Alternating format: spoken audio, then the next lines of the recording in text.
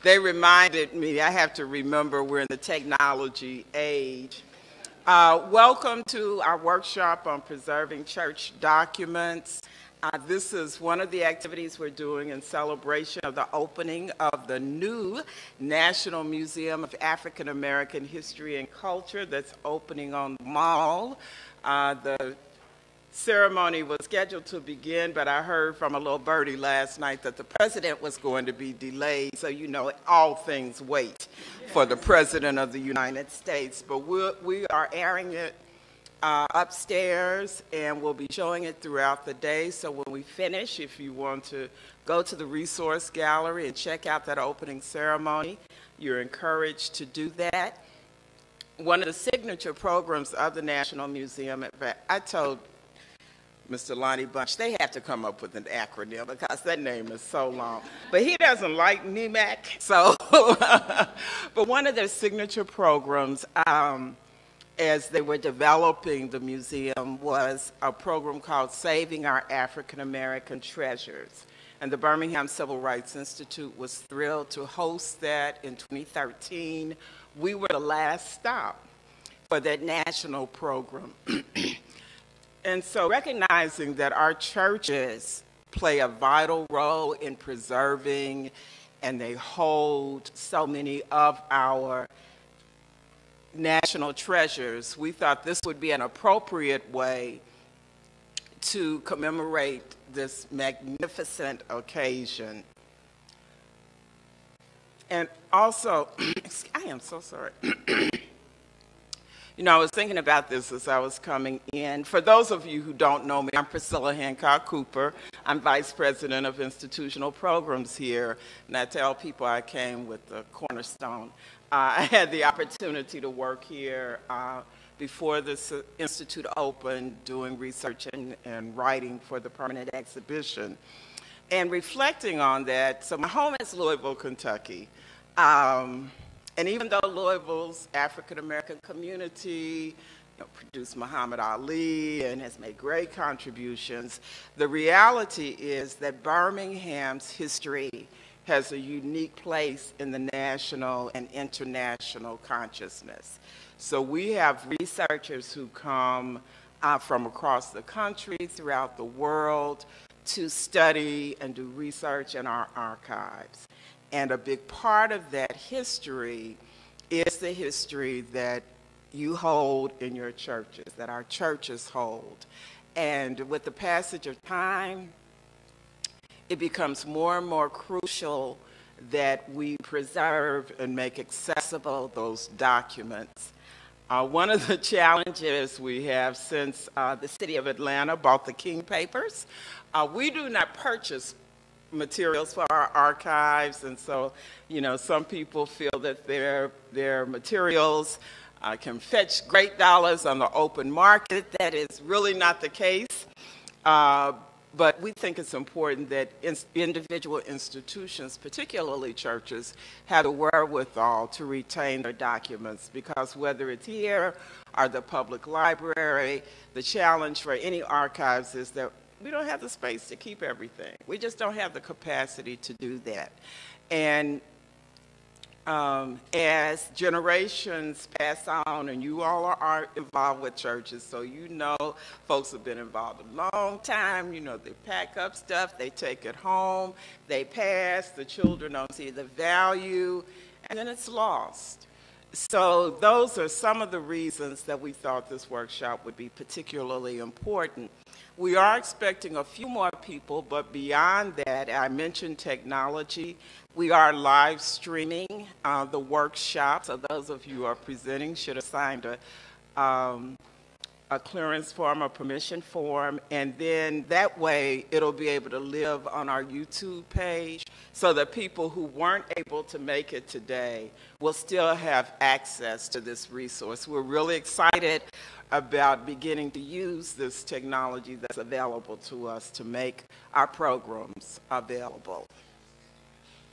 I think I touched on everything. You know, normally I'm a coffee and pastry kind of girl, but then Wayne, our archivist, reminded me that you don't have drinks and food when you're talking about preserving and materials.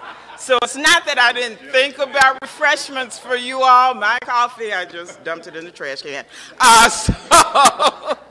So that, I mean, that's a beginning point. And I'll let Wayne talk more about that. But without any further ado, as they say, we have two members of our ministerial community who have close ties to the Birmingham Civil Rights Institute and to this history and the importance of preservation, who are just going to share a few comments with us. We thought it was important to have some pastors to speak. So I'm going to ask Reverend Dr. Christopher Hamlin, pastor of Tabernacle Baptist Church, and Reverend Dr. Thomas L. Wilder, Jr. I'm going to get it all out, Reverend Wilder, pastor of Bethel Baptist Church, Collegeville, to just share a few thoughts about why this is important. Thank you.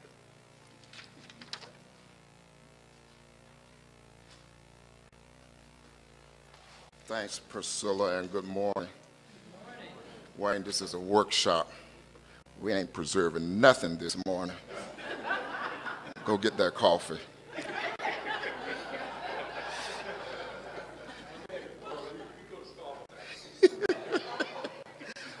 Grateful to Priscilla for asking myself and my friend Thomas to come talk a little bit from the perspective of pastoring historic churches in Birmingham. I came to Birmingham in 1990 to pastor 16th Street Baptist Church. And the office building that is adjacent to the sanctuary, in the back of that building there were and probably still is a bank of file cabinets. And probably the third or fourth week upon my arrival, I just started going through those files just to see what was there. And in one of them was a letter from 1977 from Robert Chambliss, addressed to the pastor of the church at that time. And it was dated when it was received, so someone had stamped it, and it was just kind of inconsequentially among all these other files that were there. And I think that was the first time I realized how significant preservation and proper storage of historic documents, how significant that is to the history of an institution. I approached the church clerk, Mrs. Myrtle Whetstone at the time, who's now deceased, and said, "Where did this come from?" And she said, "I just assumed that the pastor put it in a file folder and kind of put it in the file, and it's just been there." And 16th Street, like many churches, and this might be Thomas's experience as well, do not do well in preserving documents. We think if you're not a 16th Street or Bethel, that your history may be insignificant. And I want to first just say, squash that notion. All church history is significant, whether you were birthed yesterday or 130 years ago, as Tabernacle, the church I currently serve, was. All his church history is significant and is worthy of our taking care of it, managing it. And so the first thing I want to just think that is significant is to know what you have. Someone needs to sit down and assess what is in the building, where documents are kept or stored. Someone needs to sort through all of that and categorize it. I know later on we're going to talk about how to preserve it and what kind of containers it is we should be using to preserve historic documents. But someone needs to just categorize what is there. And I think Priscilla is right. A lot of documents are stored under people's beds, in closets, and unfortunately, when they went in the basements, when they went to the program, they took the program with them. They took it home, or they may have served in an official capacity as officer or leader in the church and felt that the permanent records for usher board number 5 was theirs. And that too is at home in the basement, in the dampness and of that space. So I think and I would even send out a call saying and I think you have to say when you do this, if it's yours and you want it to keep it, that's fine.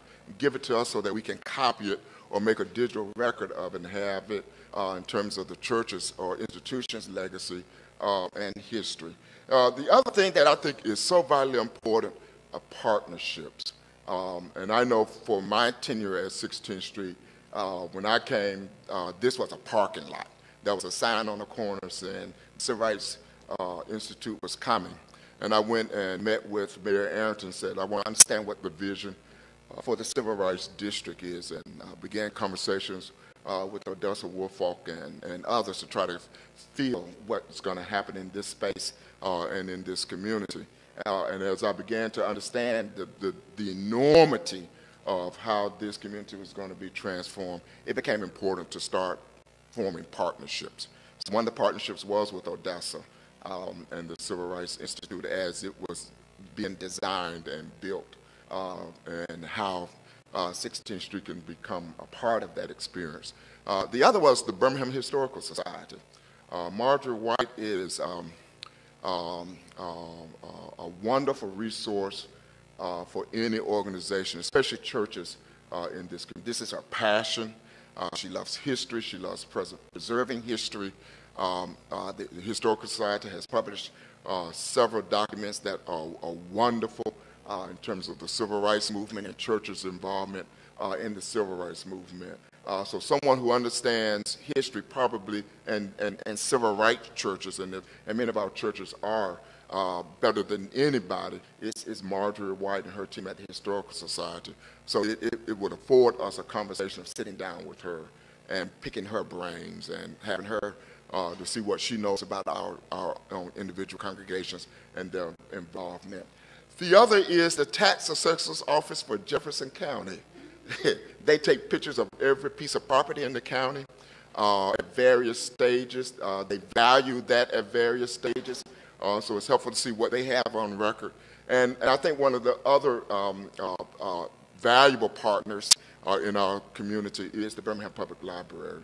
I reached out to Dr. Marvin Whiting, who also has passed on, and Dr. Whiting came down to 16th Street and looked over documents that I had assembled and kind of verified its historical value, its significance and worth, and then said, get this stuff out of here and put it in some place for safekeeping. So in the event that the church should burn down, you still have this historical information. And again, as a result of our partnership with the Civil Rights Institute, a lot of documents that we held as being valuable, we brought them over here to be stored at the Civil Rights Institute, again, thanks to Archivist Wayne and his team and the work that goes on here. Another valuable partner is the Alabama Historical Commission in Montgomery. There are several entities to that. There used to be, in the early 90s and mid-90s, a piece that was devoted principally to Black heritage. And you know, those were wonderful meetings to attend. Andrew Young's wife's mother, Mrs. Childs, was a valuable member of that commission, that committee, and went around the state and just encouraging churches, especially historic churches, to save their information, preserve their information, and use that as a teaching tool. So I would encourage you not just to partner locally, but if there are opportunities to partner regionally or even nationally. We partner with the National Park Service, the National Trust for Historic Preservation. Priscilla, myself, and another team member from 16th Street went up to Washington, D.C. And hung out at the National Historic Preservation because we won a historic designation for 16th Street, Save America's Treasure. And Priscilla worked and massaged the application and talked about the historic value and worth of 16th Street Church. And we were able to get that designation, and that opened the door, I think, for other designations like historic landmark that was granted to 16th Street some years ago. But it's important to have partnerships and to partner with other churches, to know what other churches. Thomas and I sat down often and talked about our two churches because we share something in common, and the value that Reverend Shuttlesworth brought to this community, especially in 1963. So it's important to talk with other congregations and to see what they're doing. So I just encourage us to access see what we have, take inventory of that, to see the value of partnerships. One of my best friends became Cynthia Wesley's mother, Mrs. Gertrude Wesley. She's one of the parents who I was quickly able to identify with. My first Buffalo Rock in Birmingham was at her home. She even gave me a six-pack of it, said, "You'll never regret this." And I told her I had just moved here from Michigan, and in Detroit is Verner's. And I said, I brought a whole lot of Verner's with me. She said, "Get rid of it. Buffalo Rock is going to be the way for you to go." But in her house, she had several documents that she felt were important for me personally to have. And rummaging through the church's file cabinets, I noticed some of the same documents. And she had several documents that was the program from the funeral of the three girls. She had extra copies, and she wanted to ensure that I had my own personal copy. And I'm grateful for that because that's mine. And it's in my own personal archives at my house, stored in an acid-free box so that it can be preserved for years to come. And there were other little mementos and things that she passed on to me that are significant. One of the greatest partnerships that 16th Street had, and I'll close with this, that the National Park Service wanted to really look at the history of the church and to redraw architectural renderings of the church. So the Historic American Builders Survey team came to Birmingham. I can't remember what year, but they spent that whole summer redrawing, redrafting 16th Street Church. There was a student from the University of Pennsylvania, Susan Clark, who was a historian by nature. Susan met with our members, took what history we had, met with community, did research at the library and other places, and we really rewrote the history of the church in a larger context. And they drafted this wonderful document that I'm sure is part of it is here at the Institute and at the library as well. And again, that's what can happen because a lot of us don't have the resources to do something like that. And most of us don't have architectural drawings of our churches. And if someone can come in as a result of that kind of partnership and provide that for us, that's a wonderful, wonderful gift to have and a wonderful gift to receive. So I would just say, as a pastor, I would encourage you to do that. This year, Tabernacle in November, we'll celebrate 130 years. And that's a milestone accomplishment for us. I wish I could tell you we had every historic document that has ever been drafted by the church. We don't. Around about the 1940s, we do pretty well, but prior to 1940, we have nothing. And a lady from upstate New York called her great-grandfather was a former pastor of the church, Reverend Varnadu, and she was trying to find some information on her great-grandfather. And there was nothing. One member said, yes, I remember him, his name. I remember that he did pastor the church, but there was no biographical, there was nothing on the pastor other than he pastored from that, and that was it. And it just stressed upon me how important it is for congregations to keep a written record and the continuity of that, because typically whoever the historian is, when that person died, all of that information dies with them. So it's important to have a continuity of linkage for that information so it can be passed on and preserved for future generations. So grateful to the Institute for inviting us to spend this time together to talk about the significance of preservation, and glad what tidbits more information that I can receive that will be helpful to me. Thank you.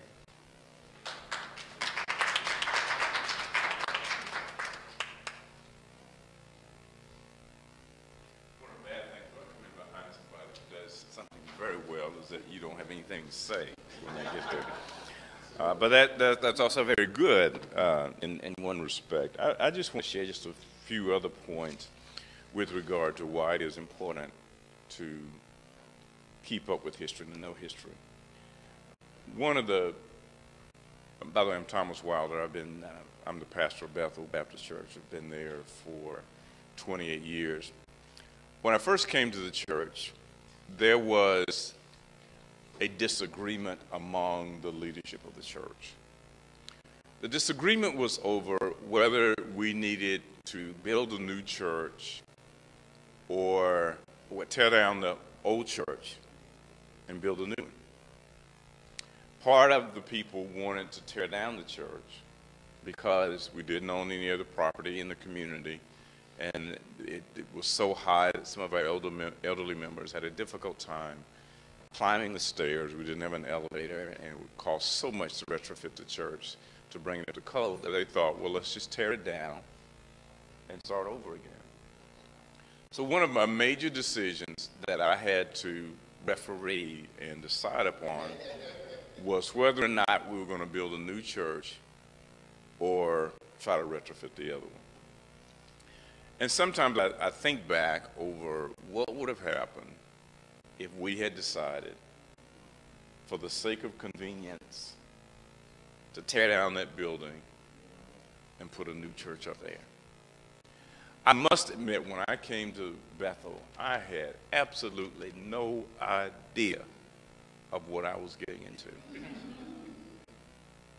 And I'm ashamed now to admit that, but I didn't.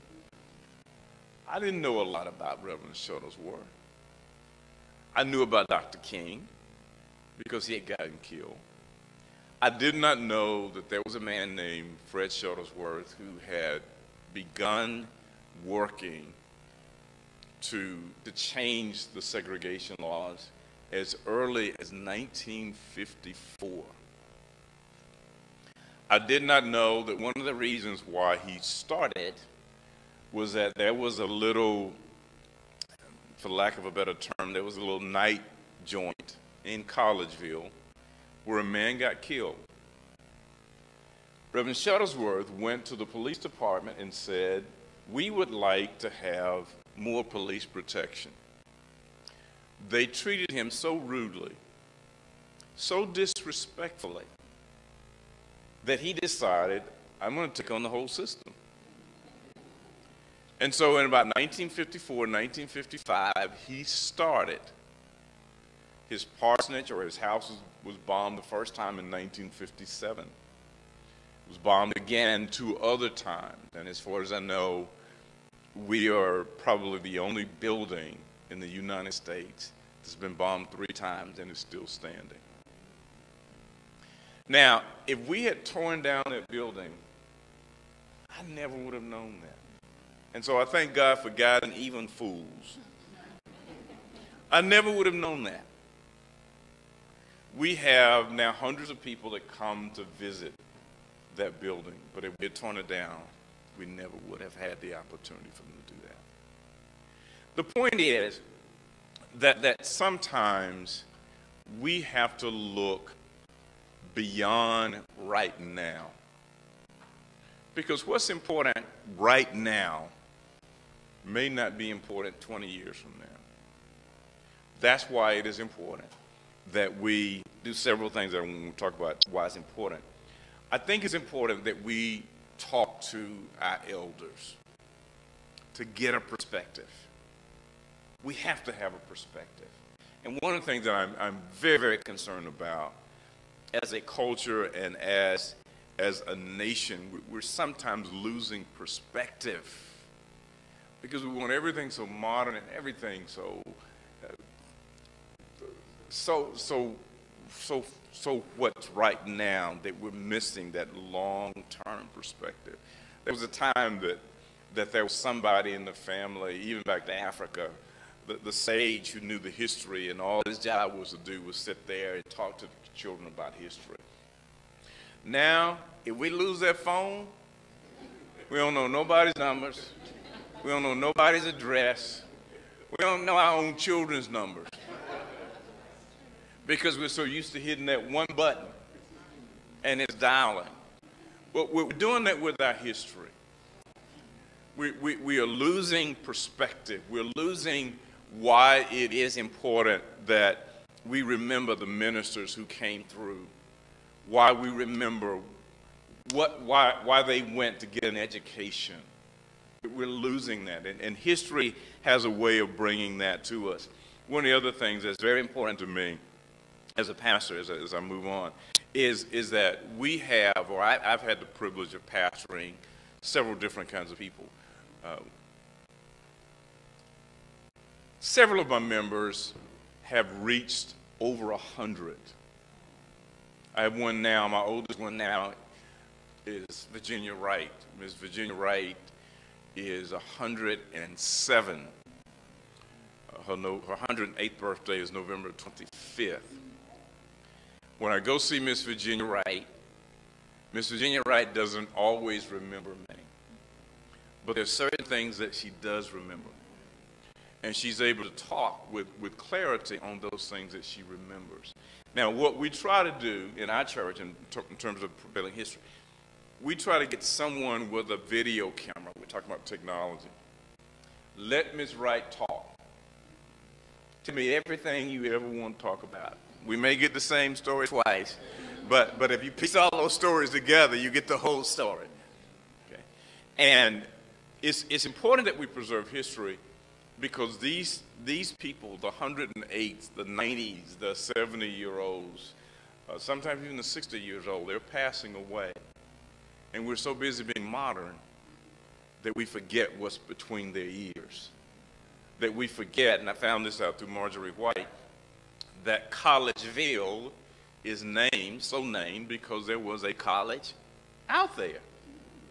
And its name was Lauderdale College. It was presented to teach people trades, because Negroes at that point did not have a way to go to school. So somebody put a college out there, and they called it Collegeville. Lauderdale College is long gone, but it still holds the name Collegeville. I did not know that I learned this from Reuben Davis, one of my seniors, who told me that at one point, he worked for the railroad, that at one point there were 5 major railroads, and all major railroads at one point or the other came through Collegeville. It was one of, I think he said, 2 communities in the entire United States where all 5 major railroads intersected.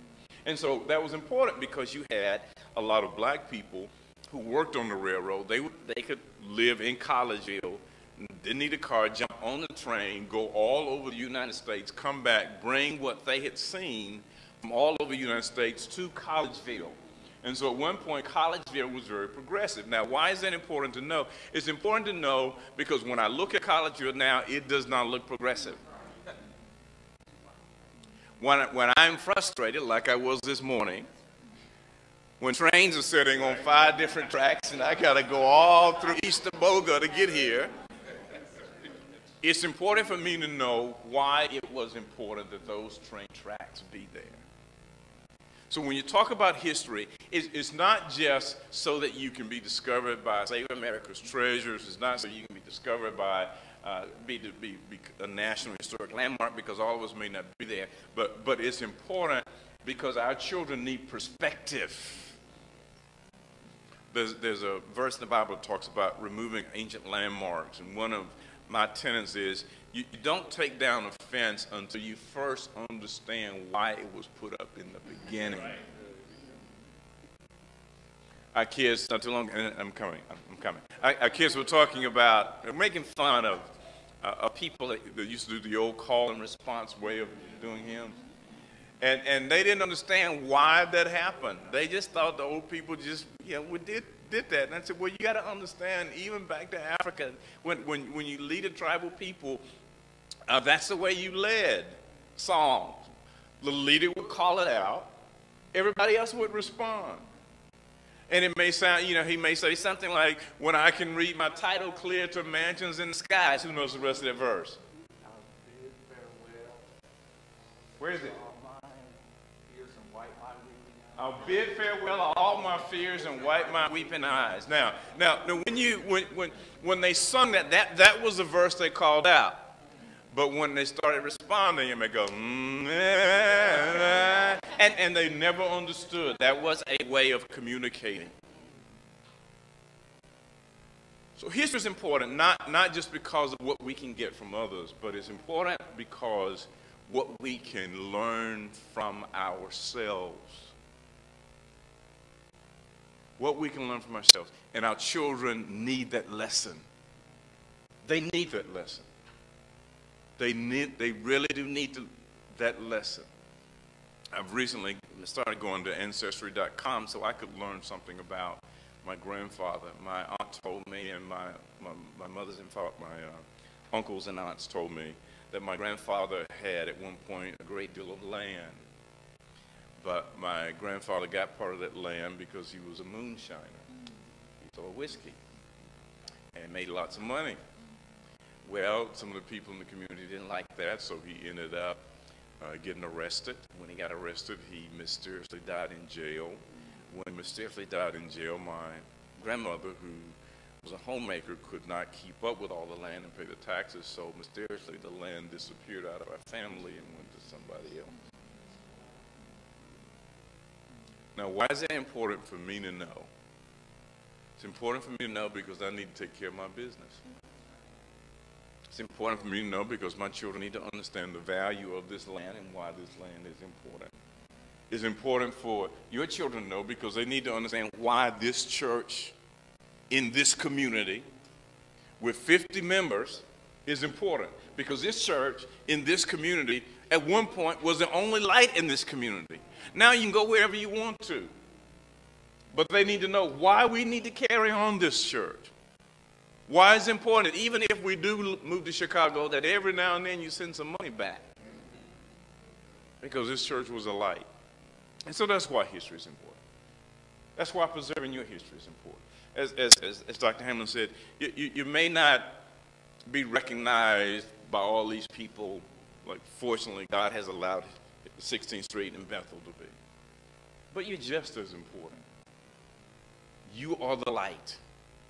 You may be the only beacon. Through you may have come great people that the kids need to know about. Please, please, please, please, please, please, please preserve your history. If you have a chance to sit your elders down before the memory goes, sit them down. Let somebody do some interviews. Talk, let them talk. Even if you never get discovered, even if you never get to die, it's important for those kids to know about these people. So that's important. Birmingham News is a good source. When it was there, we got lots of pictures, old pictures. When the civil rights movement was in full force in the 1950s and 60s, they took lots of pictures. And we got lots of pictures from them. Birmingham Historical Society, Dr. Hamlin mentioned, very, very instrumental. And it was Marjorie White who was very instrumental in helping me to come to the conclusion and us to come to the conclusion that we need to preserve. We needed to build a new church, but we also need to preserve the old one. It was very important. She was very, very vital, and I want to make sure I say that. One of the other things that I would encourage you to do as I take my seat is to try every year to write a little bit of history as to what happened in that year. I do this personally. I keep a journal. I have journals that go back to 1988.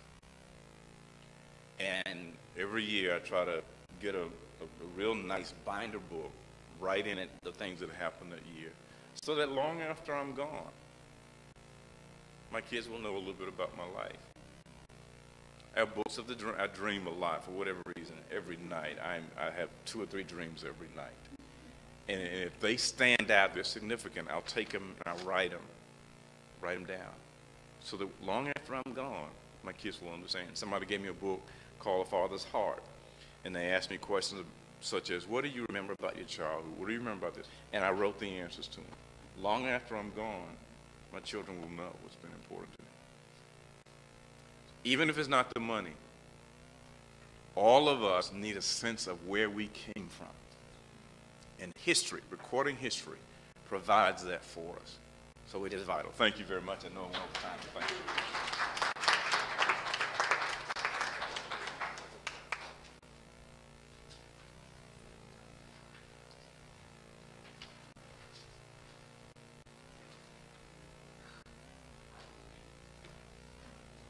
Thank you so much, and I think we all learned something about Collegeville history. That is the question. Why is it called Collegeville? Thank you, Pastor Wilder. And I wanted to also acknowledge another pastor who's with us, Reverend James Ephraim from First Presbyterian, And then in doing that, I just wanted us to take a moment to go around the room. We're a small group, and if you would, give your name, affiliation if you would like, and then we'll move on and have Ms. Battle share with us. Scott Douglas, St. Paul United Methodist Church. Lynn Douglas, St. Paul United Methodist Church. And Levita Battle, St. Paul. Levita brought her posse, okay?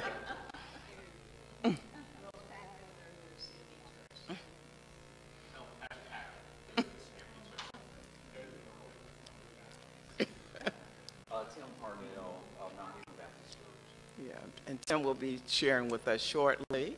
Hey.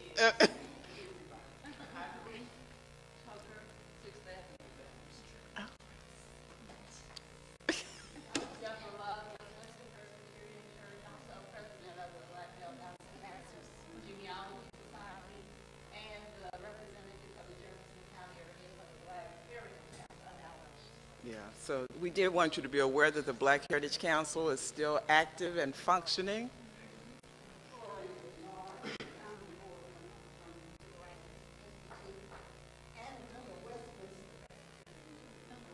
Okay, you've already met these two gentlemen. Yes, ma'am.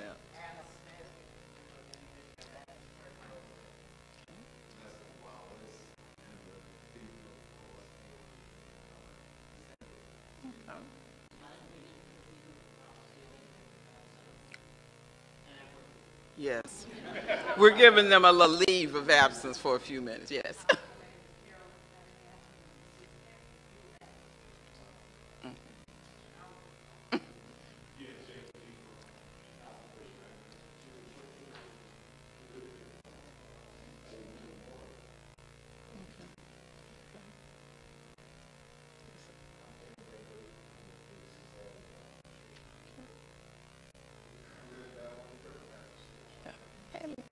Okay, well, thank you all again for sharing part of your morning with us. Just a couple of plugs before Levita comes. As we were talking about this history, hopefully you are all aware that there is an effort, the legislation has been introduced, I couldn't think of the right word, to create a Birmingham Civil Rights National Historic Park, which would be a national park as part of the National Park Service. That process, if it goes through Congress, I don't even need to say anything else to it. It can be long and drawn out. It is our hope, prayer, fervent expectation that President Obama may make that a reality through an executive order before he leaves office. That is not guaranteed, but it is what we are all looking forward to. And as part of that effort, there is a petition at change.org that I would invite you to sign to show support for creation, change.org. And I think I had a hard time getting that, but if you put into the search Birmingham Civil Rights Historical Park, you should be able to get to that. We got so much good insight, information, encouragement, and you know, I hear that phrase a lot, people who don't know their history are doomed to repeat it. My feeling is that people who don't know their history don't understand their present, be it while we're in the political situation we're in, economic, educational, social, and our young people do need to know, but we do too. We need to know as well.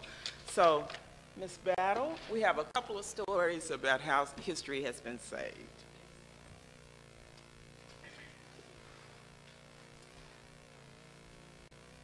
Thank you so much, Priscilla, and it's really an honor to follow Reverend Dr. Hamlin and Wilder.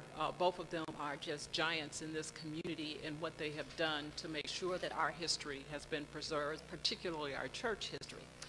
And so I want to talk to you about a little project that I actually did at my church to preserve history, and then we'll take a moment to see it. And some of the things that they mentioned, we did. We didn't know what we were doing, but we knew that it was important to preserve our history. I am a member of St. Paul United Methodist Church right across the street It's the silent church right across the street. It's the church you don't hear much about. We just got our name on the front of the church just a couple of years ago. People used to drive by and wonder, I wonder what kind of church that is right there. But we have been there, and we have been a church in this community for 147 years. And many of the people in our own church didn't know that we had that kind of history. So a couple of years ago, I'm at a little meeting we're having at the church, and somebody says, we need to preserve our history. And for some reason, my hand shot up. And I said, okay, I'll try. I'll do it.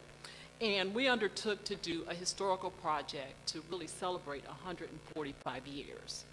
We decided to use technology to preserve our history. We just had a few documents, and we still are working to bring in documents, but we realized that history is both written and oral. So I did one of the things that Dr. Wilder talked about. I got the elders in the church together, and I got them to talk about the history. And let me just tell you, because for all of us that are doing this, these are little tidbits. You know, I just took a black piece of cloth and put it up on the wall. So it didn't matter what time and when people came, it would all look the same. And we had in our church someone who was good with a video camera to come and actually take them, just telling their stories. And, you know, what we did was after church, anybody here want to tell your story? And at the end of church, we just pulled them in that room, put that little black cloth back up, and had them tell their stories. Then we developed a project of significant events, and essentially what you're going to see is our history from the beginning all the way up through the 16th Street bombing. There were some documents that people in the community had that they weren't going to let us have. So I whipped out my phone and just took a picture of them. And you will see some of those in here. In order to capture just a service, I'm sitting in service, the men are singing, and I take out my phone and I take a video.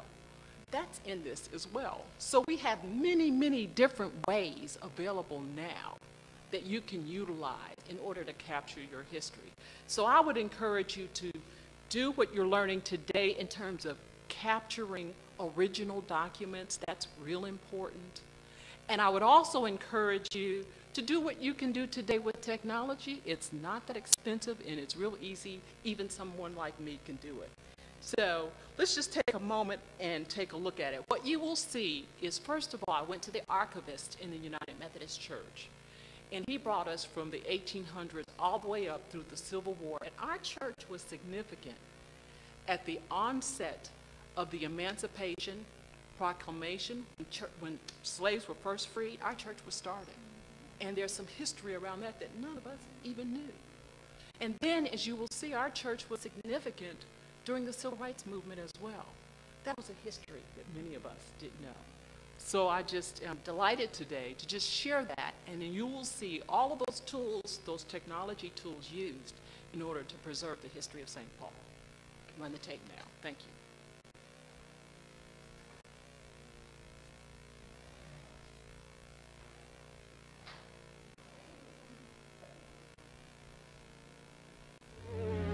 I am Levita Morgan Battle, a member of St. Paul United Methodist Church. I've been a member of St. Paul United Methodist Church for over 25 years.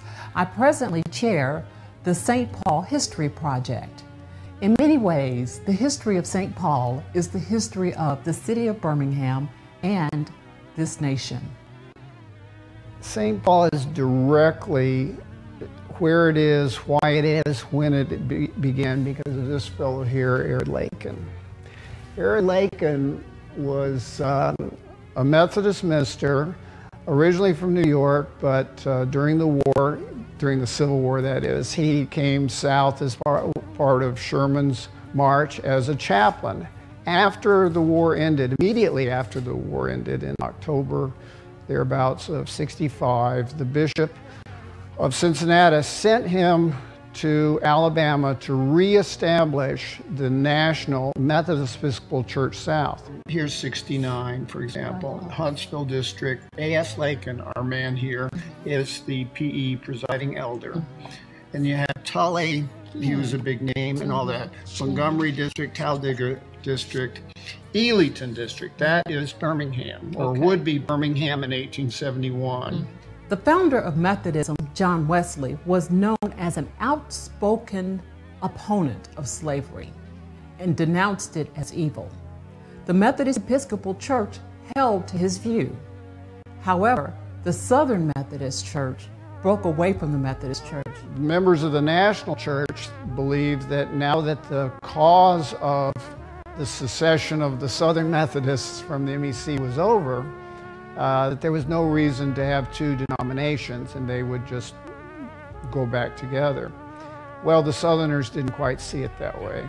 So in 1867, Lakin and several others met together over at Talladega College and established the Alabama Conference of the Methodist Episcopal Church. St. Paul was founded for newly freed slaves 1 year before the city of Birmingham was incorporated. It stands historically in the divide between the white Southern principles of segregation and black freedom. In 1876, the General Conference of the Methodist Episcopal Church allowed conferences to be split on racial grounds, and that was the origins of the Central Alabama Conference. Interestingly enough, though, Franklin, the fellow who apparently started St. Paul, and Lakin, when the split came, they went with the black Central Alabama Conference instead of staying with the all-white Alabama Conference. In 1867, as I said, he established the Alabama Conference of the MEC. The very next year, he was elected, believe it or not, president of the University of Alabama. And on August the 28th of that year, he came to Tuscaloosa to take over, literally to take the keys of the university. And he got to the university and went up there, and Professor Wyman says, no, you can't have the keys. And so he turned around, and 4 days later in the Tuscaloosa Independent Monitor, the newspaper, which was run by the head of the Klan, appeared this political cartoon showing Cloud here, Lakin here, his colleague Noah Cloud, who was superintendent of education and had gotten Lakin elected president. And then this stands for the Klan, of course. And there, the caption says, this is what's going to happen when the Democrats get back in power, that this time Republicans were in power, and the Republicans were very much in favor of black voting and suffrage. This election that was about to take place in November of '68 was the first time that black men would be voting in a national election. This political cartoon is, to this day, the most notorious cartoon to come out of the Reconstruction era. You will find it in every American textbook, showing exactly what was going on with the Klan. Is that this is the person, our man right here, Lakin. St. Paul United Methodist Church, and he started the conference, yes. And that led directly to St. Paul's founding. So, St. Paul, politics, it's all mixed in together from the get-go. So civil rights and St. Paul intersected at the very beginning, and continued on. In 1888, the St. Paul congregation moved to its first location in Birmingham, very near where the Steiner Bank building is located. The second church building was at 6th Avenue and between 23rd and 24th Street. Then a third piece of property was purchased on 8th Avenue, but switched out for its present location at the corner of 6th Avenue and 15th Street.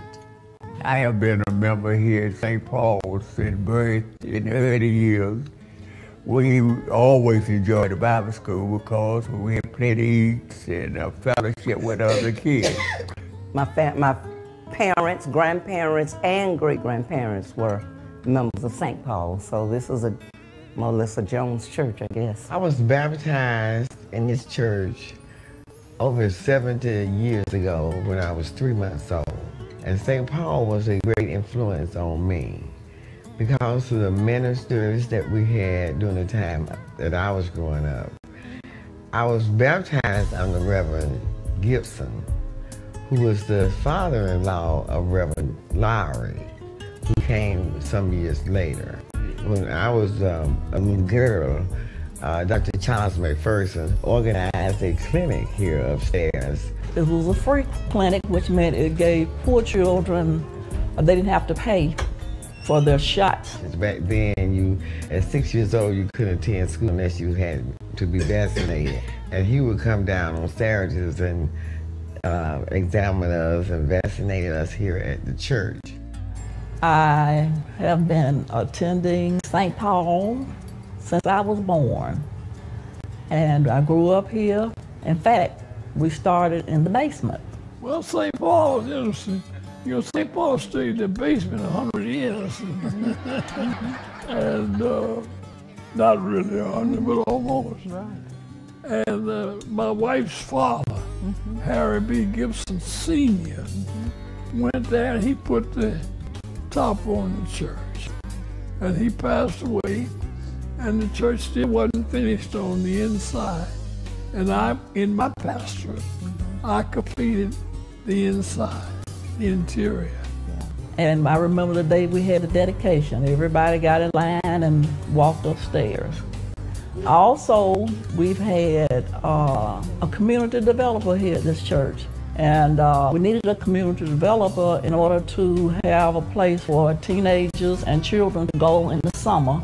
They would go different places in the city to learn about Birmingham. So it was really a really nice church that had a lot of people and a lot of children, and we did a lot of activities. So it was a wonderful church. We have members of this church who remember coming to church in a horse and buggy. We have members who remember the fact that the NAACP in its early days held its meetings here in this church.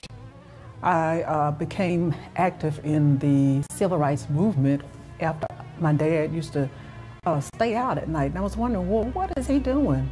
I was just sitting there listening to him when he came home early one night, and he was talking about, he was at St. Paul United Methodist Church where they started the civil rights movement. Just regular meetings to discuss plans for the movement. Most of them were held at 16th Street. Yeah. And the marches emanated from 16th Street in 1957. Okay. And I was in Mobile. Right. And I used to drive from Mobile to Montgomery. In fact, Martin and Ralph and Fred Shuttlesworth and I used to meet monthly to talk about the movement. We met in Montgomery because Montgomery was in the center of the state. I would drive from Montgomery, from Mobile to Montgomery in 4 hours. Yeah. I leave home at about 6 or 7 o'clock and get there 10, 11 o'clock, time for the meeting. Fred would come from Birmingham, 2 hours, and get there in time for the meeting. Martin and Ralph would come from in Montgomery and get there an hour late. He said that Martin Luther King and all of them were strategizing as to how they were going to bring about a change in the city of Birmingham for blacks. Because we held all the meetings here. The NAACP held all the meetings here. The reason I know this, because I opened up the church for them all the time to hold the meetings here. This was actually, St. Paul was the first church to have a meeting here. And our pastor was Reverend O.R. Fenoy. And when they approached him about having a meeting here, of course, he wanted to have it. And it was, it was meetings here and at 16th Street also. We have members who were present the day the 16th Street Church was bombed. It was horrific. It was like nothing to hear a bomb going off anywhere. But the most horrific was when we were here attending church, which we thought would never happen. I've been a member of St. Paul United Methodist Church for 56 years. And so I was here on the morning that the bombing occurred at 16th Street Baptist Church. was 5 years old at the time, and I was in Sunday school. My children, Micah and Tara, were in Sunday school the Sunday that 16th Street Church was bombed. I heard it on the radio. The bomb went off. We were downstairs in the basement, and I do remember the building shaking violently. You know, that's about, being 5 years old. That's about as much as I remember. I jumped in my car and came up here. Tears were rolling down my eyes and everything, because I thought they had been hurt. But my uncle, he heard the news too. He had a car, so he came and picked him up. The debris falling all inside the building in the basement where we had our Sunday school lessons, and we had to crawl out. There were members who would come in and get us out one by one. The fear that we would be injured by the Klansmen who were, they thought was still at 16th Street. So that changed our lives quite a bit, in that how can a person be so cruel as to bomb a church? We thought this was our safest place. Yes. We knew after all of the marches, nothing changed as far as segregation is concerned or integration until they died. Some girls had to die before anything happened. The unspeakable trauma and tragedy of the 16th Street bombing shook this city and was experienced personally by people here at St. Paul. But out of the rubble of that bombing came national legislation for equal opportunity and civil rights in America.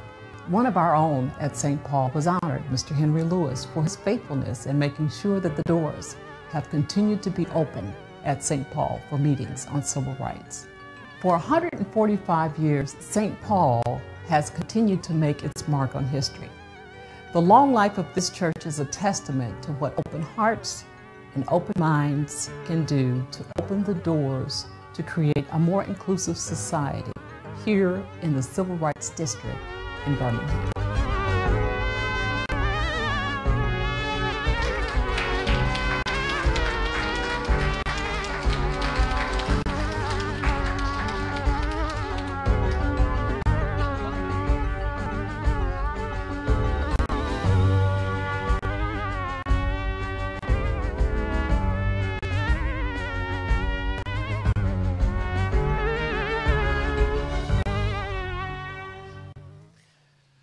Just in closing, I'd like to say all of the tools that I talked about, I use. My iPhone to take pictures.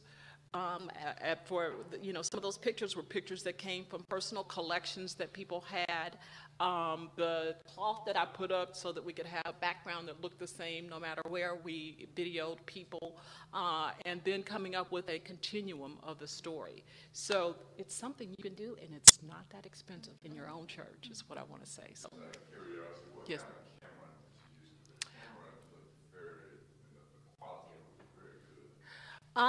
Well, we had someone in the United Methodist Church who brought his equipment, so I really can't tell you the camera he used, and he was able to splice and dice, and really, it was created from the editing. I mean, because some of those stories went on and on and on, and he, in editing it, was able to figure out what worked and pulled all of that information together in a single continuum. Yeah. This is a follow-up. Yeah. You may not even answer, but how important is camera quality when you shoot it the first time, so that you can edit, so you can make copies? Well, I will tell you that if you saw the church, the picture of the men singing, that was my iPhone. So once you get it, and I've had him do this on several occasions, I pull down stuff from YouTube. If I take it to him and say, can you splice it and put it together, if you have the software for that, you can do it with whatever the quality is. Okay. Do you keep the raw footage? I've got it. Yes, I've got the raw footage. What I'm working on a larger piece. I'd like to do a 30-minute piece on this and see if I can market it maybe to PBS and some other places. So. Because I do think it's significant history. One thing that was said, really, St. Paul is the church where the first civil rights meeting was held. And that's something that's little known, but that Birmingham, the city of Birmingham has recognized that with the plaque that we now have out front. I think I just want to add, I've been working 26 years now. Mm-hmm. Mediocre historian. Mm-hmm. But that was my first time hearing members of St. Paul talk about what happened to them. Yes. Yeah. Yeah, that's right. That's right. It was, yeah, it was hard to pull folk together. Some people were still feeling the pain of it and didn't want to talk about it, you know. So I was really thankful for the members in our church who did come forward to share. We also had movement meetings at our church. I would hear my mom talking about the greater 17th Street, Gateway Strip guy. We were there that morning when that bomb went off. It looked like a whole lot of children were in the basement. You all had something, so we were in the basement, but the adults were upstairs. And the sound was so intense.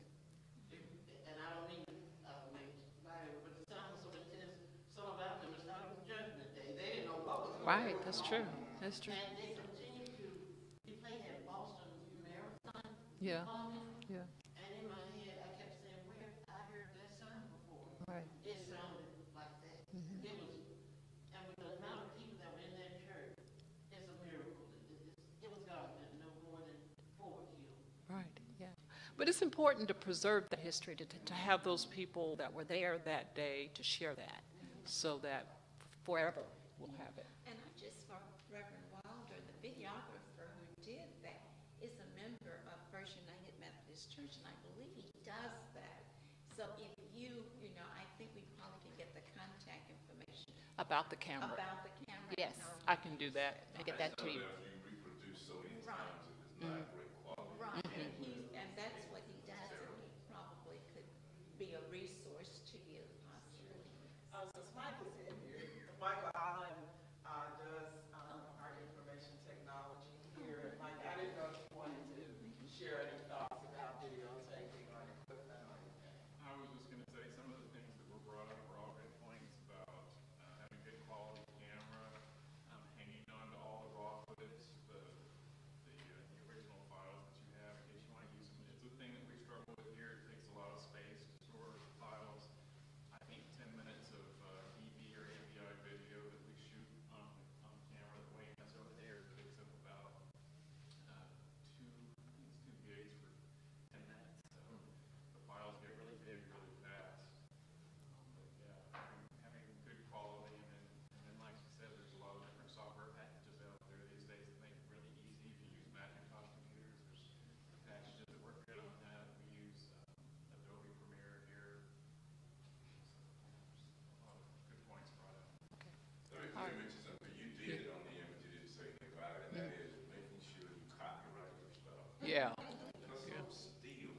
Yeah, that's right. That's right. Steal and they sell. That's right. I've had people that take my sermons and then sell them to somebody. And don't give me no money. Right. Yeah.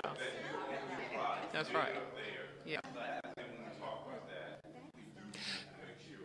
That is important, because the first time I did the clip, I didn't have the copyright on there, and I'm a lawyer, so I know better. So I went back and had him to make sure that he put copyright on it, and that is the only copy that we use. Very good point.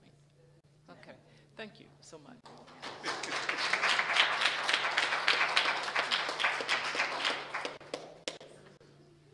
It would have been a lot easier if I had followed Chris Hamlin.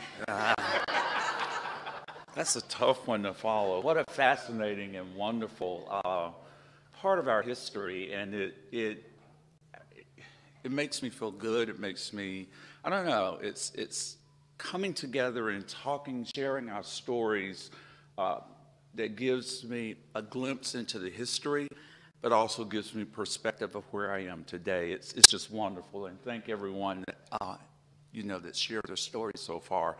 I'm Tim Parnell, and my dad was the pastor of Mount Hebron Baptist Church for just a short period of time, almost 60 years. So he was at Mount Hebron. He came in November of 1949, and he was the pastor until he passed away in April of 2009. And if he had lived to be to November, he would have been there 60 years. It was the only church that my dad ever pastored.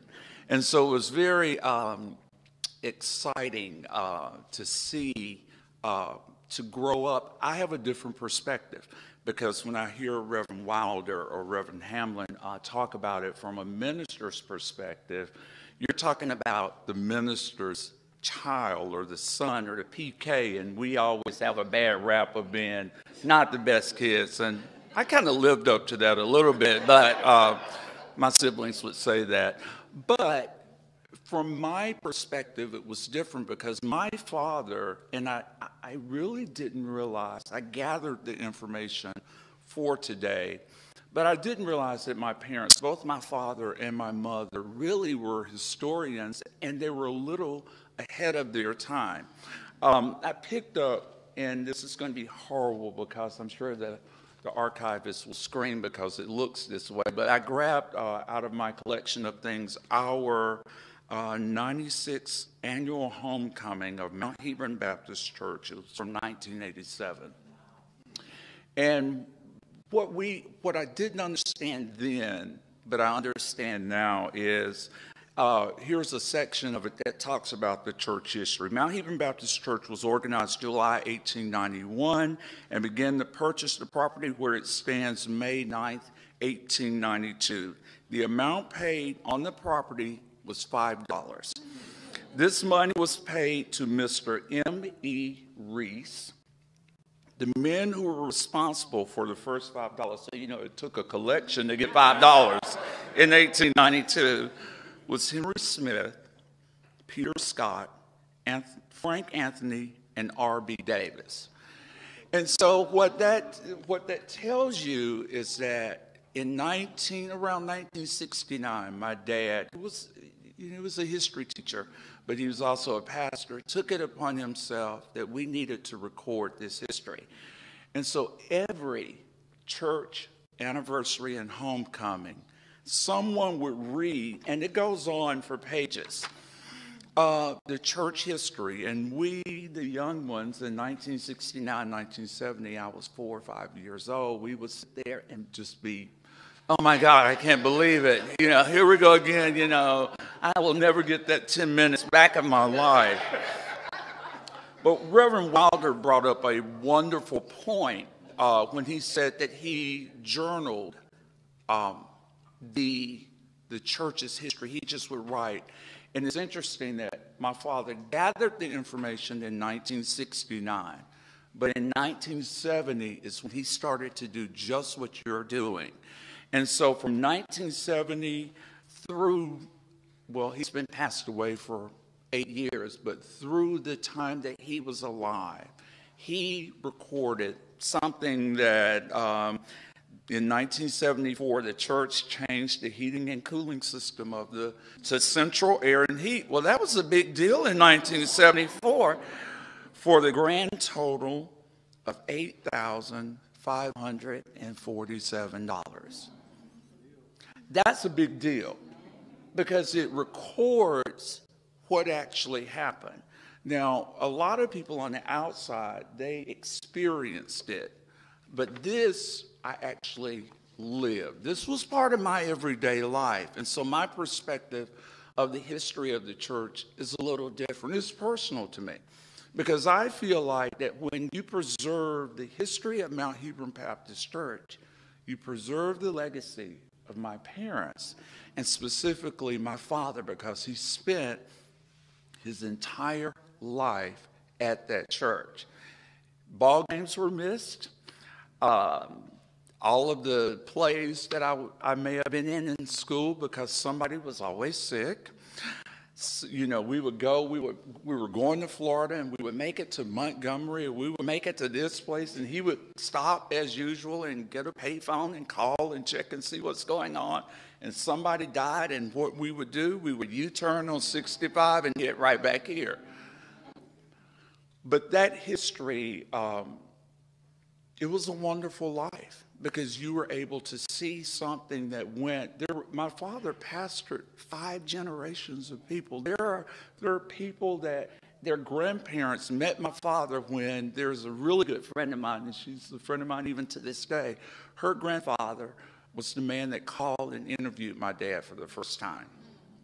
So it was her grandfather, and then her mother, and then Cynthia, and then Cynthia's child, and then her grandson. And so to have that legacy go on is an amazing experience. And so I'll switch gears a little bit and talk about why it's also important. I think one thing that no one has brought up, and I think is worth mentioning, I would encourage you to also, when you take pictures at your church, print those pictures. Go to Shutterfly and make a book, because what happens is that what you put on your digital files today, you may not be able to either extract them from there. People will discard them. They see an old computer. You just get rid of the computer. But when you have the pictures, I found pictures of where the church was actually built, and I've had those scanned in. That's something that you really can't lose. And so I encourage you to print the pictures. But really, Patrick invited me to tell a very unique story, and I have to be mindful of the time because my dad was a pastor, so, I can be a little long-winded, and if I ask for a collection, that's just in us. We have to. But, so I'm considered the family historian. I am the youngest child of 11, but it is just so important to me. I'm just so fascinated that where did we come from? Who are we? Where did we get the Parnell name? How did we arrive here? Why? Why did we do this? Why did we do that? And so I spent the better part of 15 years just looking, and I went on Ancestry.com and did the DNA, and I've actually found documents where the slave owner purchased my great-great-great-grandfather for $1,000, which is amazing. September 28th, which was my birthday, 1858. Amazing. So I've collected all of these things from the internet. I've gone to Salt Lake City. I've done the DNA thing. I've done all of this. And I ended up in my parents' basement looking for documents to fill the gap for what was left, because I couldn't find everything in what was available. Because you've got to remember the census records, all of those things were available to some, but not available to others. But typically, if you can find a funeral program, that's where you can find a lot of the history. And it's amazing to me because my mom, she was the most incredible lady I've ever met. But Mother always kept funeral programs. Always. That's what you do. You keep funeral programs. And you think that, it's not that big of a deal. And so I was on my quest. I was in that phase where I was up to 2 and 3 o'clock in the morning looking for family history online. And so I was home, and I always stay with Patrick when I'm here. And so I told Pat, I said, I'm going by my sisters to grab my mother's funeral programs because she doesn't want them, and, they're in the way, and there's a lot of dust. And I said, that's great because I can gather, look at my great-grandparents' funeral, just gather information. And what did I discover in the midst of that? We were sitting in Patrick's den, and it was so dusty, and I was so embarrassed of the way that it was kept. I had put them in a garbage bag. And I told Pat, I said, God, I'm sorry, and I said, I can't believe, and I'm griping, I can't believe Mother kept all of this stuff, and look at this. And I said, look at this funeral program from September 1963. And I just handed it to Patrick. I didn't even look at it. I just said, look at this. I looked at the date and handed it to him. And it was the program from 3 of the 4 girls that were bombed at 16th Street Baptist Church that were there. An original program. My dad went to it. And so that treasure really could have been lost just because no one took the time, I think, as Reverend Hamlin said, to go through and see what you have. And so for me, it was an amazing find. And I will say this, I have made it a quest because a lot of the programs that I've gone through, the funeral programs that I had and that I have, were their great-grandchildren or their grandchildren are alive today, and they do not have the history. And so I do not give them away, but what I do is I give them digital copies of it. One other thing that's fascinating is, and I don't know if churches do it anymore, but we also did church directories. And what was interesting about this church directory is you would not, Facebook is a wonderful thing. It's a necessary evil of today's time. And I am friends with a bunch of people that grew up in my dad's church. But a lot of family portraits, these individuals did not even have portraits of themselves with their parents when they were babies. And so I was able to scan a lot of these pictures and make it available to them because they did not have a record of it. So those things, I think that I'm old school. My parents were born in 1922 and 1924, and so I grew up with parents that you just did it the old way. They wanted you to be educated, they wanted you to figure out your life, but they took a different route. I think sometimes the church, we forget where we've come from. The hymn that you talked about, Reverend Wilder, the call and response, that's what I grew up on. And we think that that is an archaic or a simple or maybe even a backwards way of doing things. And it really sustained us.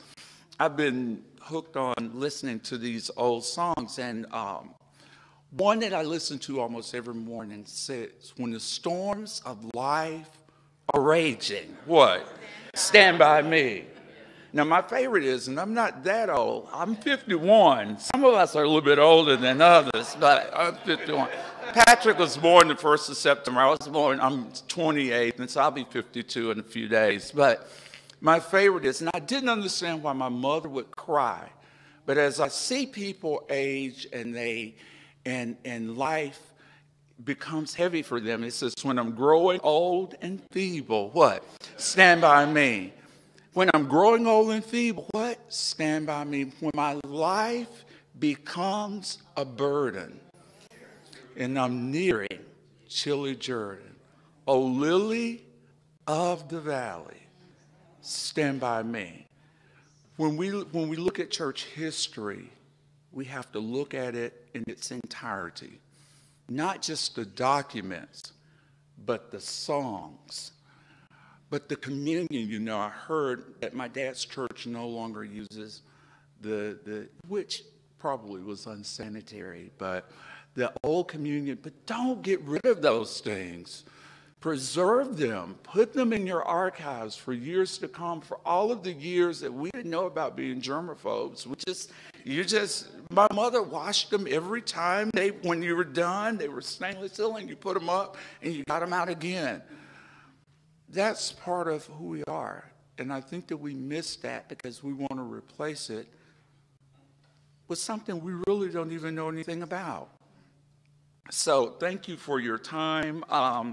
I didn't have the beautiful video, and I'm definitely not a preacher, but it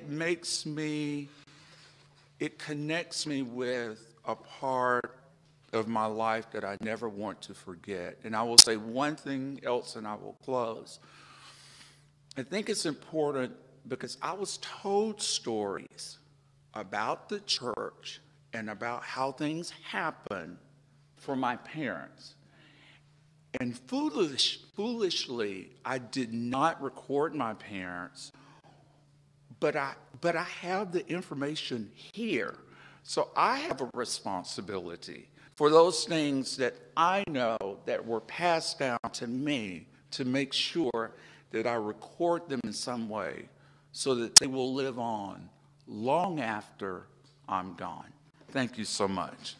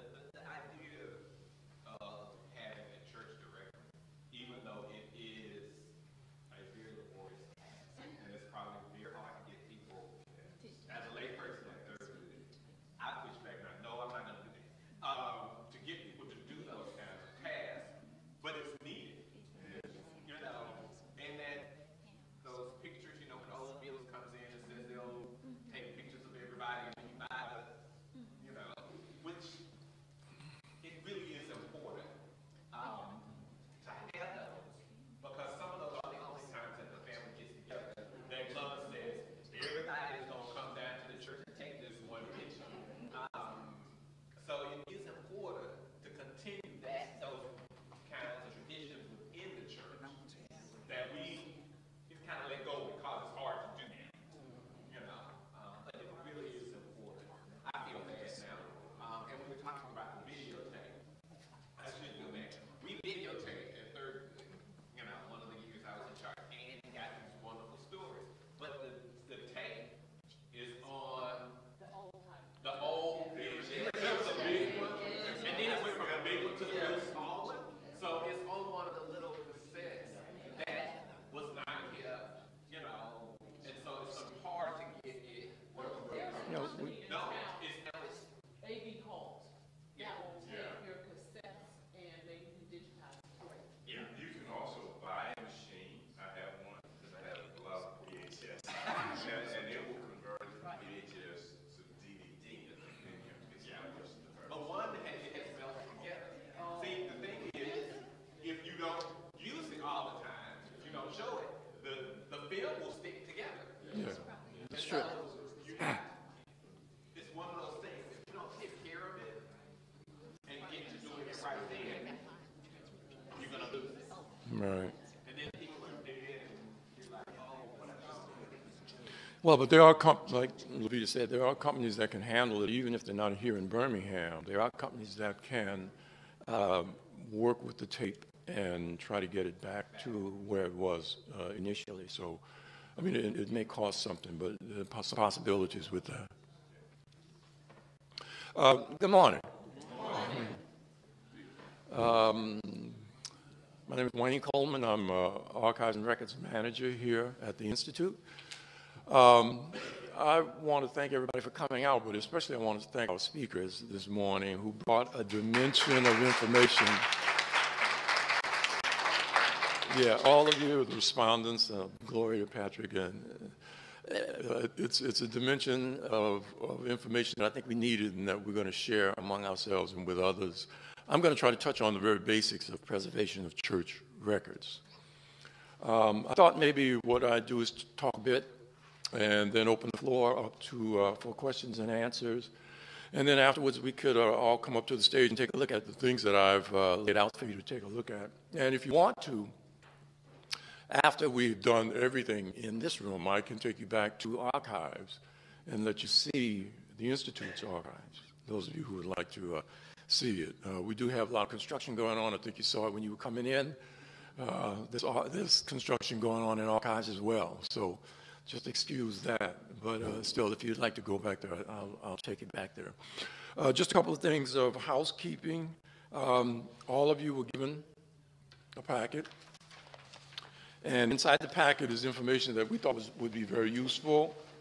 In particular, the catalog from Hollinger. Hollinger is a company that manufactures acid-free supplies for archives around the country. We found that Hollinger has the most reasonable of prices, and that's the reason why we got their catalog to give to you.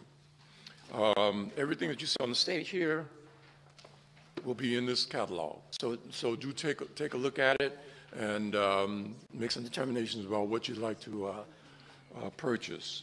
From Gaylord, we also have a guide to collections care, good little booklet on how to handle photographs, paper documents, and things like that. I'll touch on some of the things that are in here, but this actually is much more comprehensive than I'm going to be this morning.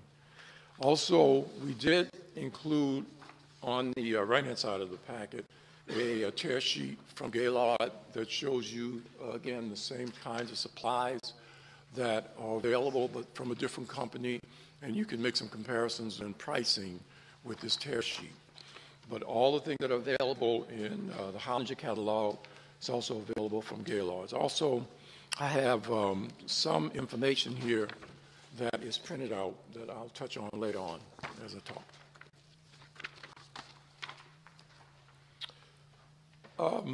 I see a lot of familiar faces in the room.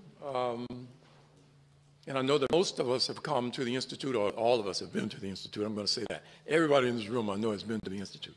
And I know that you come primarily for our programs and our museum upstairs on the second floor of this building. But I'd like to see by a show of hands how many of you have come to make use of our archives. Okay.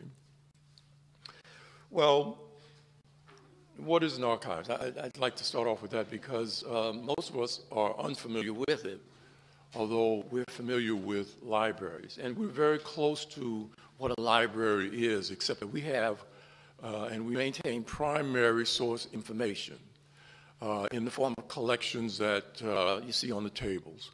Those collections come to us by way of donations from individuals and organizations, and they are used in a variety of different ways over time. They're used for the creation of articles in newspapers. We've had people who come in who want to write books, magazine articles, and even students from the universities and high schools have come in to use our materials. So an archive represents a maintenance of history, the keeping of history for generations to come. They are valuable just as the church records and documents are valuable. And all institutions, all organizations produce archives and records. Mostly archives, the things that will become archives are records that are produced for the institution to conduct business, to conduct day-to-day, month-to-month, year-to-year business. But eventually those records become what is to be saved and will not then be a part of the day-to-day business of the organization. Church records and documents are usually paper-based, as are the records and documents of most institutions. Paper-based materials usually have a short lifespan. They don't last. They're subject to deterioration from age, humidity, temperature changes, moisture, mold, insects, rodents, and use by people. I mean, we use these things, and the use of them can wear them out, which means that preservation can only do so much to keep records safe. Paper-based materials will not last forever. We can do things to help them to last as long as they will, but they will not last forever. Two important things to do to help preserve records and documents. You have to control the environment of the records, and you have to control the storage of the records in that environment. So in environmental control, the thing that has to be kept in mind is that the environment has to be a stable one, cool, dry, and with good air circulation. We keep our environment at a temperature of around 70 degrees and around 55 to 60% humidity. And that's necessary really because that stabilization of the space is not just one that's about having light in the space of shelves. You should not have a real fluctuation in the temperature in any kind of a space that you put your materials into. When they are put into an environment, you have to keep in mind placement of materials. You do not want to place any of your materials near a water source. It doesn't matter how solid the water source is. One day that pipe might break. One day that wall with the pipe within it might break. You should keep it away from radiators, heating vents, any type of a situation where fluctuation of the interior temperature of the room is going to happen. We often don't think about this, but let's say that there is a break of a water main, a water pipe in the room, and the room floods. I mean, it doesn't hit anything in the room, but the room floods. So that means that you should always try to place whatever materials you have at least 4 to 6 inches off the floor. Never store whatever you have in an attic or basement. They make for fluctuations in temperature like you wouldn't believe, especially the attic, mainly because wintertime presents a certain amount of fluctuations, summertime presents a certain amount of fluctuation. So neither the attic nor the basement are good places for storage.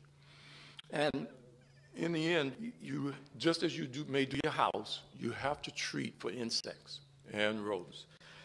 Pests are one area of destruction that can happen to records and documents over time that you have to guard for. You have to spray for the roaches, the rodents, the ants, the silverfish. You have to be able to provide a protected space against the little creatures that eventually are going to come into it.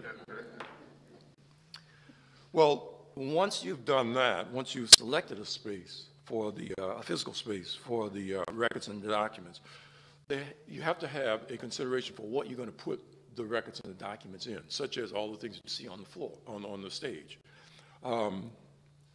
The storage enclosures provide another layer of protection, and that layer is based on these materials being made out of cardboard and paper and plastic that is acid-free. Acid is what will destroy documents as quickly as any insect can over a period of time.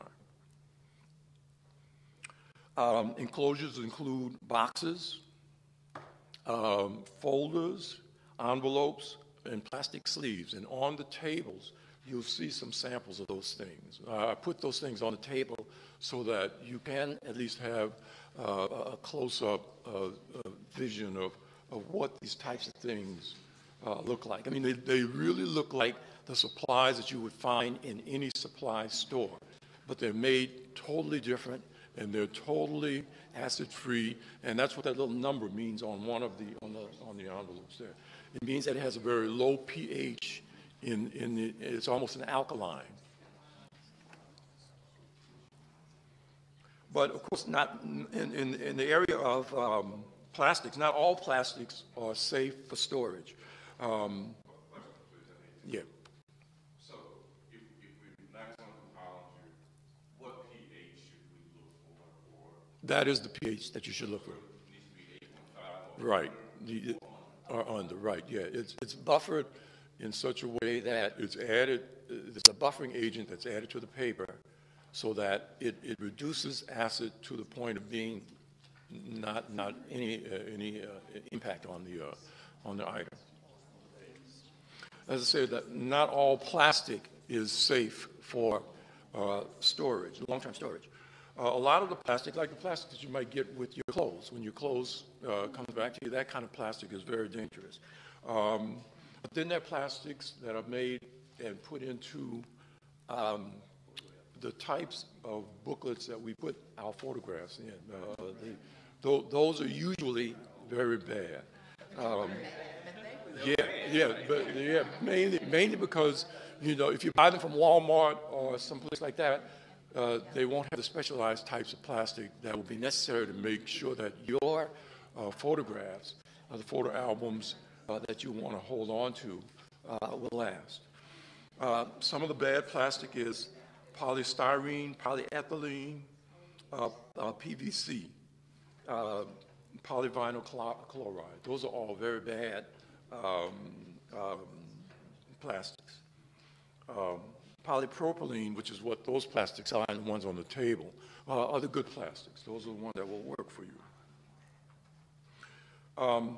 Keep in mind that although you have different sizes of those plastic envelopes and those paper envelopes, what really has to happen is that whenever you put something into a small plastic or paper envelope, it really should it should fit as much as possible the size of the envelope that you have.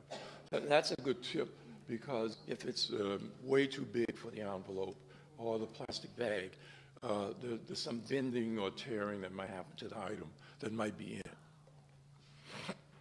5 things you should never do to important documents. You should never laminate documents. And a lot of times people think that that is what you should do. The process of laminating, the heat, the glue, and the fact that the lamination process is airtight is very bad for whatever is in it. For one thing, once you laminate it, it'll be almost impossible to get it apart without destroying or damaging what's in it. But lamination is very bad, and it should never be done to important historical documents. You should not store documents in sealed bags. All of the bags that you see on the table are open on at least one side. And sometimes they open at the top, sometimes they open at the side. And, you know, they're open like that for you to be able to use them differently. You know, if you open it from the side and slip something into it, it's sometimes a whole lot easier than trying to put it in from the top. But the the air circulation is what's really very important when you place anything like a document inside of an enclosure like that. As I said before, don't go to Office Depot or Walmart to buy supplies like these. You have to buy supplies from the companies that make them, that will be the acid-free types that you need. And one other important thing is being very careful about how you mark any document or photograph that you might have. We tell people not to write on the back of a photograph. Now, that happens because you want to get an identification of who's in the photograph on the other side. But the problem with writing on the back, two things. One is that usually people will write in ink. Ink has acid in it. The acid in the ink will be damaging to the photograph. And the other problem with writing on a photograph is that it's like putting a brand on the back. You can often see what it is that's been written on the front of the photograph, and that can actually do damage to the emulsion that's on the front part of the. And so, basically, what should happen is that if you have a photograph that you're going to put inside of an enclosure, then you write on the envelope, or you write on a piece of paper that can also go inside the plastic envelope, and then that will identify what's going on with that photograph.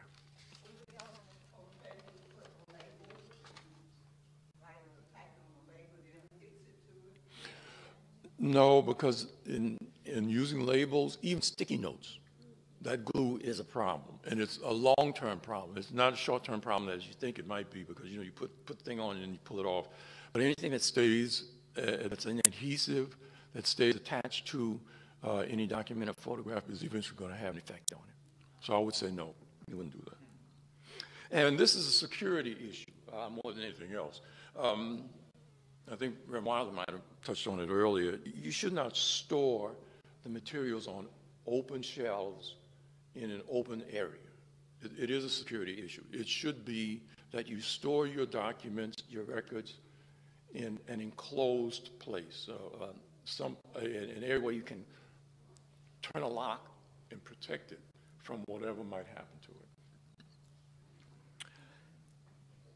Photographs and negatives are an area unto themselves. We just touched on what might happen with some of the photographs that we have, that we know all churches have. But they have to be handled very carefully and very differently from paper records. We have a set of white gloves here that I know all churches have. Photographs should always be handled with gloves. Now, white cotton gloves are the standard in our field, our industry. But of course, you can use plastic gloves. And the plastic gloves are just cheaper, but you should always be aware that in the medical field, some plastic gloves do come with powder attached to them. You should never use those types of plastic gloves. And of course, the plastic gloves don't last as long as the cotton gloves. The gloves can be washed and reused and that kind of thing. Plastic will be fragile, it'll break, and then you can just throw it away, get rid of it, and that kind of thing. Whenever you're viewing a photograph, you should view it on a stable, flat surface. A lot of us like to hold a photograph and show it to people and that kind of thing, but you can always bend it, it'll break, you can do damage to it. Always, whenever you're trying to handle your photographs, try to put them as well on a very stable surface. Don't expose the photograph to too much light for a long period of time. Storing them so that they are inside an enclosure, inside of a dark room, is the best thing to happen. Mainly because over time, and we know this, the emulsions on the photograph side of the photograph will fade. The colors will fade in color photographs. The same thing will happen with black and white. Photographs should be stored individually. It might become an expense, but it is something to consider. Oftentimes we have lots and lots of photographs. Well, that would mean that we would have to have lots and lots of folders or envelopes or enclosures for the photographs, but that is really the better way to store your photographs. You should never pack the photographs too tightly inside of a box. You want to be able to have some movement within the box to pull things out, to put them back in. So just keep in mind that handling photographs will become a different approach to preserving the records and documents that you have. So a lot of us have, and Reverend Wilder as well as others, Ms. Parnell touched on digitizing. Well, digitizing is a way to allow certain things to happen with the photographs or the documents.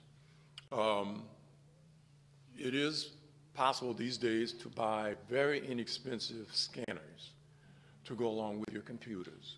I priced out some of the scanners yesterday, and some of them are in the range of $60 up to $600, $1,000. This scanner that I brought from home is about a $60 scanner. And the software for scanning usually comes with the scanner. So, and they're very easy to use right now. In this day and age, scanners are everywhere. And so it is a good idea to do just that. It prevents handling of the originals. I mean, whatever it is that you have, a document, photograph, whatever it is that you have, scanning, as Mr. Parnell said, allows you to do things with them like share them with individuals via email. It allows you to give access to that item or those records via a computer, or sending them off to individuals, or copying them, as he suggested. That's one thing that can happen once you've made the copy of the photograph and then put it into its enclosure and then put it away. And you would bring it out only for a reason that would be very specific to having to bring it out, because if you have scanned it and have put it onto your computers, then you're able to access it, you're able to get to it. Whenever you work with a scanner like this, or even one that's larger than that, try to make sure that the object, the photograph or the document fits the scanner glass bed. Because if the item itself is too big, there might be some damage that will be done to it, just trying to force it to fit the size of the scanner bed. You know, you should really be very careful about that. Sometimes it might mean that you may have to go somewhere else to get a larger scanner in order to do that with your objects. A lot of these scanners, when they're purchased, they come with auto feeders. And I think you might see that mostly in offices. But an auto feeder allows you to walk up to a copier, as an example, of which some are scanners, and you put the document onto the auto feeder and press a button, and it sends the pages of your documents through the auto feeder. That is very bad. That one step of sending it through the auto feeder can do a lot of damage to a single page of a multi-page document, or in particular, a photograph. You would never send a photograph through an auto feeder. When you do the scanning, when you do your digitization of your records and documents, you should use very simple designations for descriptions. Alphanumeric, A to Z, names that are very short, numbering systems 1 to 100. That makes it very easy for everybody else who might be looking at the records about the records to know exactly how it is that you arrived at a description. You should use basic information: who, what, where, when you do descriptions of what is on the document or the photograph. And this is really very important, and it is a part of digitization. You should always back up your files. Anything that you put onto your computer should be backed up. Anything that you scan, you should consider scanning in multiples. Not just one single copy of a photograph, a couple of copies of a photograph. What we recommend is that 3 copies are made, and 2 copies are separate from one another. In other words, if you have 20 photographs in that box, you want to do 20 copies, 20 scans of those 20 photographs, and then create another 20 scans. And if you make from them a total of 40 individual photographs, then you have 2 separate copies of all of that material. The third copy is one that you would consider making and putting it somewhere else, not within the vicinity of your original scans. In other words, if you make multiple copies of anything that you scan, look for an off-site place to put your materials. And off-site means simply that what you want to do is have it somewhere else so that if something would happen to the building that it's in, you have it, stow it somewhere else. And I use Dropbox. It's a cloud-based system, file system. It's great because you can, if I'm here and I want to show family photographs that I scan at home, I don't have to worry about having that particular computer. I can actually use it, but it also gives you another place to store them without having to worry. Now, the cloud, you never know when the cloud's going to go away. But with that said, you do have another place that's away from your originals and also away from your second copy. Yeah, and what the cloud means is that you are actually storing your materials, your scans, on a server somewhere. It is a server system that is maintained by these companies. Dropbox is one. Microsoft does the same thing. Google allows the same thing to happen.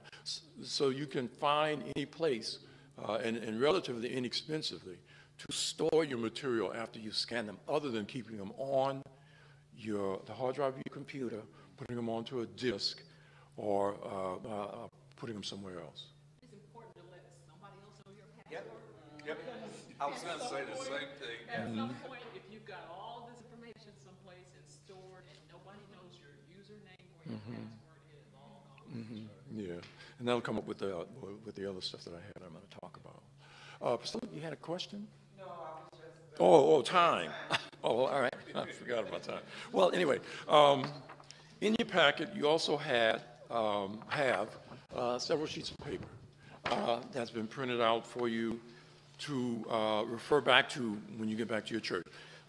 Church records that should be archived include written histories of the church, church registers, minutes of meetings, reports or publications, letters, sermons, and messages from the pastor, etc. So you can take a look at that page. But that gives you an idea of what should be kept. And at the bottom, that gives you an idea of what it is that you can or might want to consider getting rid of.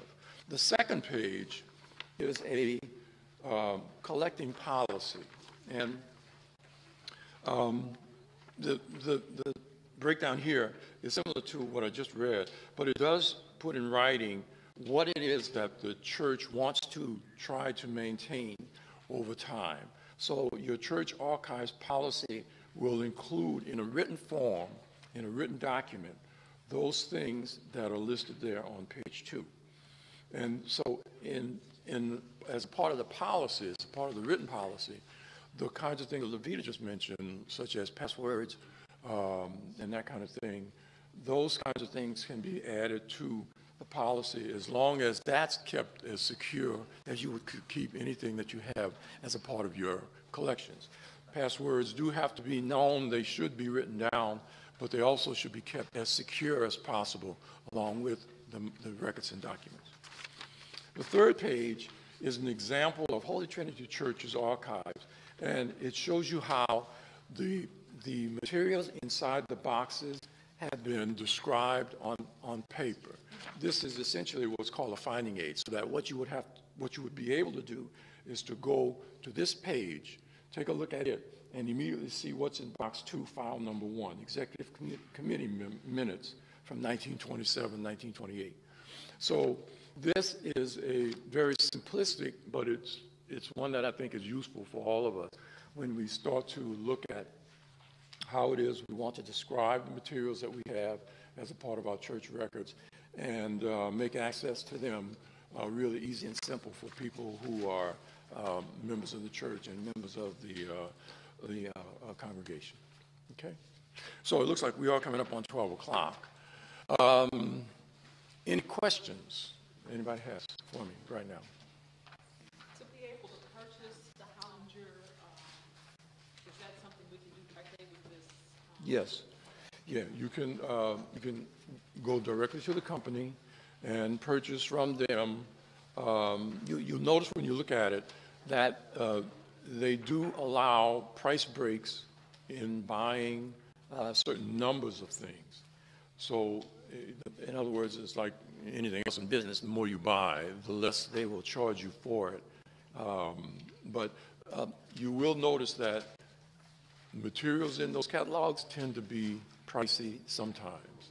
You know, so one suggestion that was made at one point in time was that maybe some of the churches could come together and make bulk purchases so that they could reduce the costs of things that are available to them through these companies. I think that's a good idea, but it is something that has to be considered. So somebody's going to have to manage it. Is there anybody local that, is there any place local where we can go and get something like plastic cover? I haven't seen any local companies, no. And it's a very specified type of material for use in the archival field, and so you're kind of locked into the national companies that make these materials available.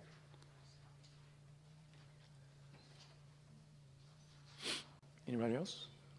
Okay, well, thank you all for coming again, and as I said, we could take a look at the things that are on the stage and on the table, and I can tell you a little bit about those things.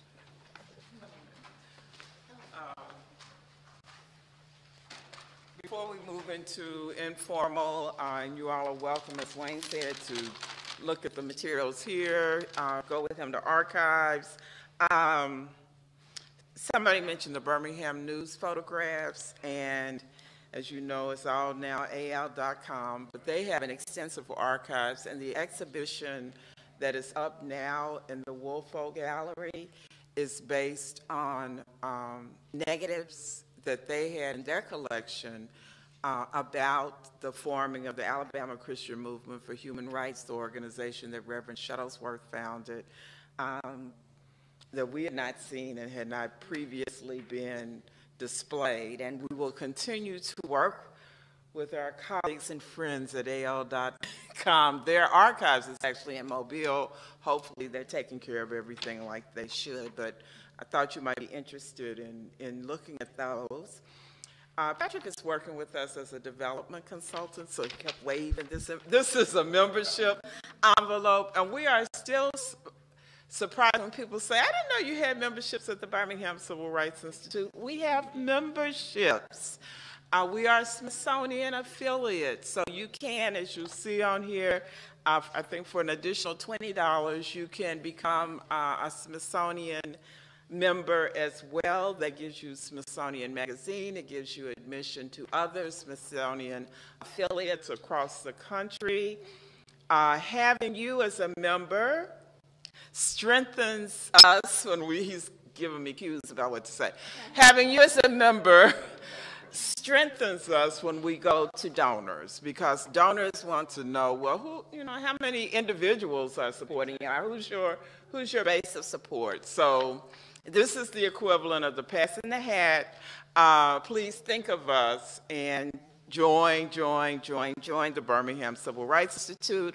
Our annual Shuttlesworth, Reverend Fred Shuttlesworth Human Rights Award event will be coming up on November 19th. Listen for more. Our honoree this year is Eleanor Holmes Norton. You know, when you have a room full of colleagues, okay, now Carolyn is telling me to remind y'all to fill out the evaluation form. So please do that before you go. And I hope that somebody in your packet, you have a little BCRI note card. Somebody? Oh, look who got it. Lavita. It says, congratulations, because Reverend Hamlin mentioned the Birmingham Historical Society and all the work that Marjorie White has done, particularly this piece on Birmingham civil rights churches. So, Ms. Levita, this is our door prize for today. Congratulations. Thank you all again. You have been wonderful. I have learned so much today. So thank you all for coming so I could learn a lot. And again,